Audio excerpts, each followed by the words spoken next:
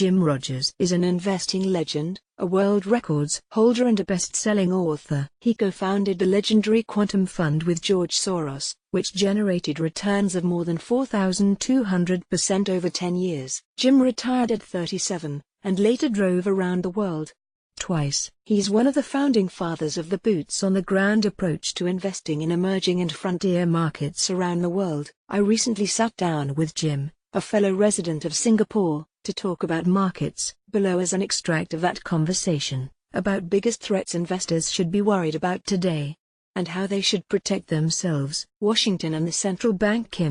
Jim, what do you view as the biggest threats to markets? Jim, Washington, D.C. is the major threat to all of us because they want to do things like start a trade war. And they want to get at war with somebody, whether it's Iran, North Korea, whoever. But North Korea's calmed down. Mr. Moon in South Korea has done a very good job. There are lots of people that are bashing Russia. I have no idea why they're bashing Russia. And the central bank in America, they've brought up gigantic debts on their balance sheet. They've pushed interest rates to the lowest in recorded history. Interest rates have never been this low anywhere in the world. With the result that debt has skyrocketed everywhere in the world. Interest rates are going to go higher again. They've already started. So what I'm afraid is going to happen is as interest rates rise, you're going to see problems in the markets. Everybody's going to call the central bank and say, "Oh, you must rescue us."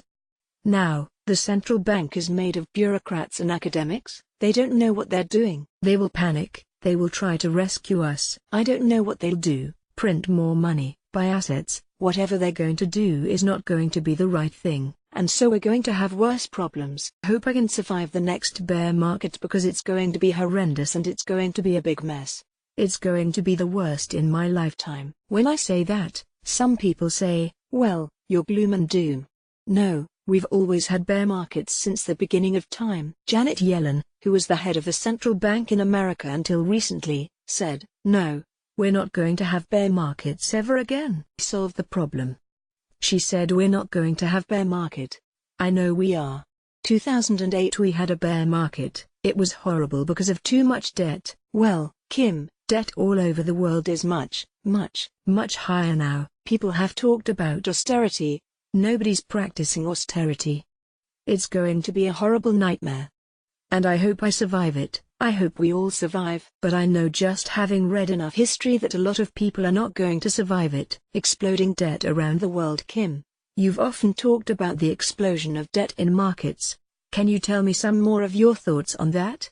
Jim, well, Kim, as you know, debt worldwide has boomed in the past 30 years, but especially in the past 10 years. In 2008, the world had a big problem because of too much debt. Since 2008, the debt has skyrocketed everywhere.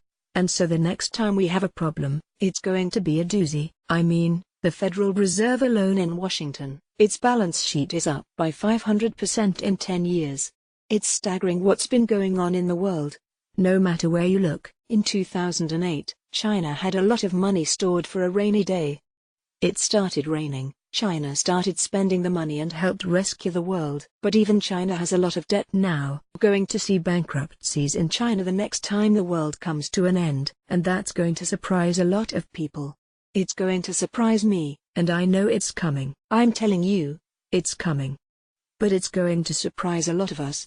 And that's just going to make the bear market even worse. The looming trade war. Kim, what are your thoughts about the US-China trade war? Jim, Mr. Trump for many years has been keen on trade wars, so it seems to be in his soul, in his psyche. He said that trade wars are easy and are good. That's totally inaccurate. But it doesn't matter, he's the president, and even if he has wrong information, which most politicians do, he will do what he can get away with. And so he wants trade wars. The people around him that he keeps bringing in, they're all keen on trade wars. Nobody has ever won a trade war, but they don't know that. And if they know that, Mr. Trump thinks he's smarter than history, he can control history. I don't think he is, but we'll find out. If it happens, then when the problems start coming, it's going to be worse than any of us can imagine. It's not going to be good. You've seen previous trade wars, nobody has ever won. They've never helped anybody. Maybe some in the short term, but even when trade wars help some people, they hurt other people even in the same country. So they may happen. If they happen, you're going to have a lot of readers because everybody's got to know what to do. You have job security because somebody has to report it and somebody has to tell us what to do. How to protect yourself, Kim. In anticipation of all of this eventually happening, what does the cautious investor do today to protect or insulate himself? Jim. Well, they should read your newsletter. Everything I know I learned from you guys, for goodness sakes. Also, agriculture is probably going to do well, even if the world comes to an end, because agriculture has already been going down the tubes for 35 years now. Agriculture has been terrible. I would suspect that's a place to rescue yourself. Probably the best thing to do is to become a farmer. I'm not going to become a farmer. But if people want a new life outdoors, especially in China, the Beijing government is doing everything it can to help farmers and to help the countryside. So agriculture, especially China, is a good place to be. I own US dollars. I own a lot of US dollars, not because I have any confidence or faith in the US dollar. America's the largest debtor nation in the history of the world, and the debt's going higher and higher. But when there's turmoil, people look for a safe haven. People think the US dollar is a safe haven, and it is less bad. At least, people think it's less bad than things like the euro, the Swiss franc, the British pound. So where else are they going to go? What will happen is US dollar will get overpriced, maybe turn into a bubble, depending on how bad the turmoil is. And I hope at that point I'm smart enough to sell. Probably what will happen is as the dollar goes higher, gold will go down, all currencies will go down, including gold. Gold usually goes down when the dollar goes higher, so the dollar will get overpriced, turn into a bubble. We'll sell at the top. Gold will be down, we'll buy gold. Jim has told me in the past he also recommends owning gold and silver. Maybe the Chinese renminbi will be convertible by then, who knows. Those are some of the things that often happen when the dollar goes higher and there's crisis.